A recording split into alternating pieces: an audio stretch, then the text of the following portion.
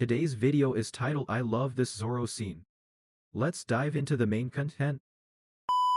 In this scene, you can really see Zoro respecting Luffy as his captain. Originally, even when Usopp left and later rejoined the crew, Zoro made it clear that Luffy should act like a proper captain.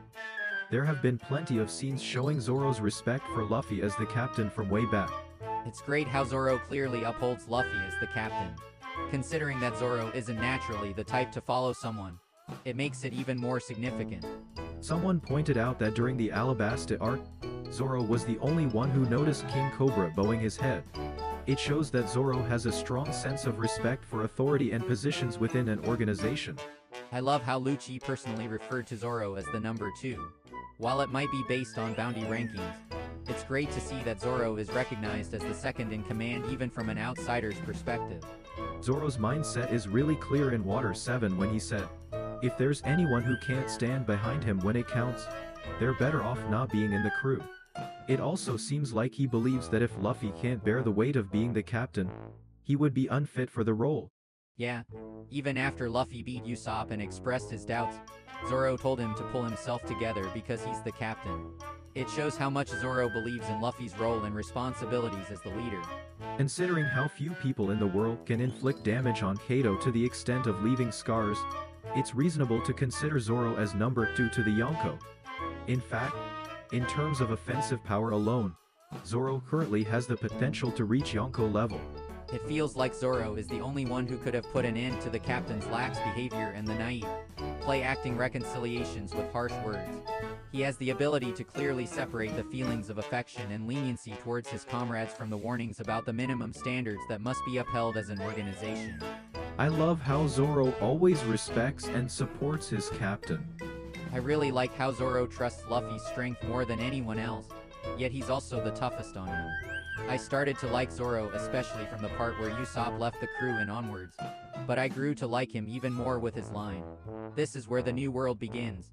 I love scenes like the one in Dressrosa, where Zoro shows his unwavering trust in Luffy while still being the one to push him the hardest. These moments really highlight Zoro's unique role in the crew.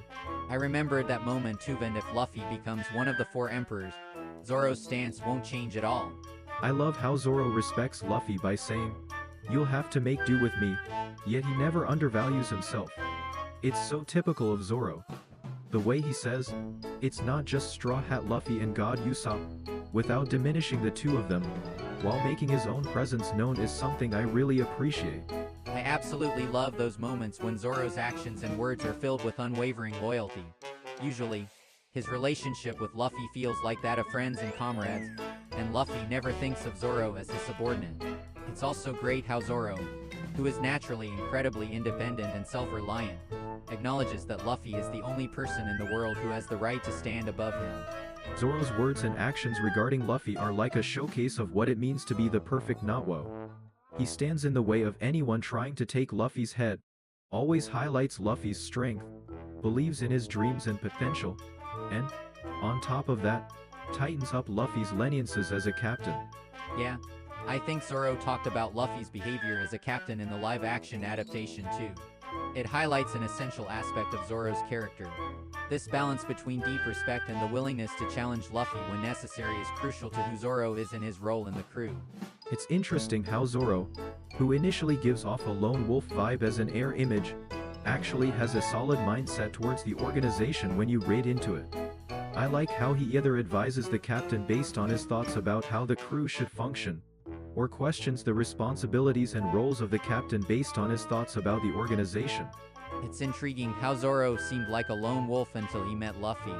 I wonder where he developed those values. Was it from his experiences as a pirate hunter, encountering various pirates? Or did he start to notice a certain softness akin to child's play in other pirate crews during his journeys with the Straw Hats? This concludes our video. Please like and subscribe. Also, let us know in the comments which Zoro scene is your favorite.